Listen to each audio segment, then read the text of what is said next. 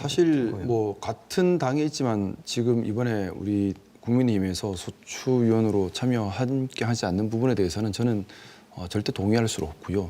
당연히 같이 참여를 해야 되는 부분이라고 생각합니다. 왜냐하면 이것은 특히나 예전 박근혜 대통령 때와는 근본적으로 다른 문제입니다. 그때는 개인 비리가 문제였다면 지금은 내란이라는 비상계엄이라는 국헌 문란의 문제이기 때문에 당리당략이 있을 수 없는 부분입니다. 그럼에도 불구하고 이런저런 당리당략으로 참여하지 않겠다라고 얘기하는 부분이 글쎄 저희 뭐 같은 국민의힘에 소속되어 있지만은 저는 참 동의할 수 없는 부분이고 아마 저희 당 안에서도 표현을 못해서 그렇지 많은 의원님들이 동요가 있을 거라고 저는 생각합니다. 과연 이것이 맞는가?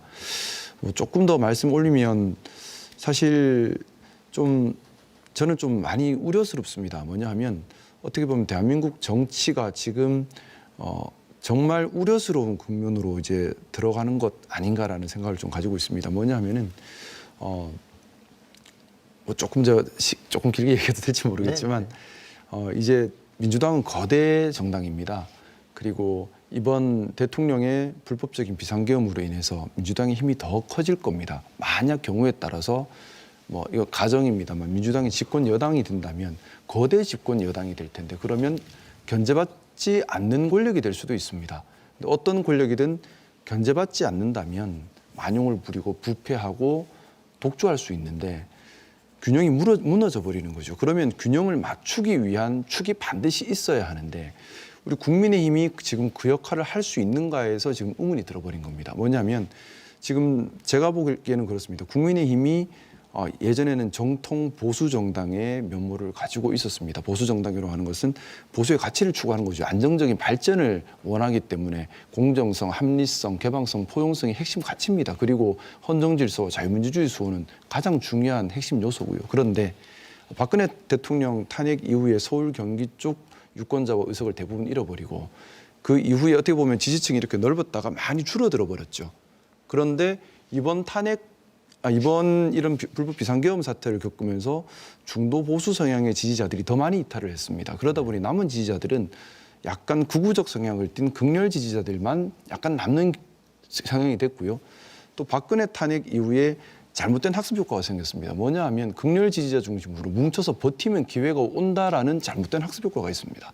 그러다 보니 사실 지금 이 국면에서 저는 그렇게 생각합니다. 저희 당이 취해야 될 부분은 제일 먼저 해야 되는 것은 국민들께 진심으로 구체적으로 사과를 드리고 행동으로 옮기고 이것이 첫 번째 단계라고 생각합니다. 그다음에는 당이 잘못된 방향이 뭔지를 확인해서 쇄신해 나가야 합니다. 그런데 정반대 방향으로 가고 있습니다. 아직 당에서 뭐 당대표께서 사퇴하면서 사과한 것 외에는 공식적인 사과가 있었다. 그것도 진지한 사과다. 그리고 그 사과가 행동으로 이어졌다라고 볼 만한 부분이 없습니다.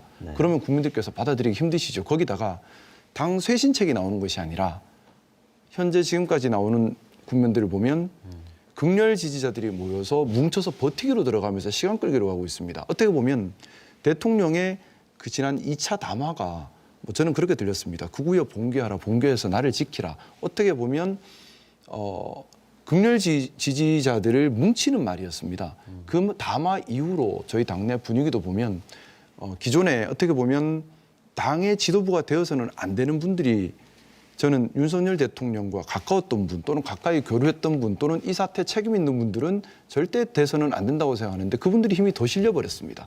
그러면서 이제 헌법재판관 추천이나 뭐 인청이나 전부 다 비협조적인 자세로 지금 일관되게 나가고 있는 중이거든요.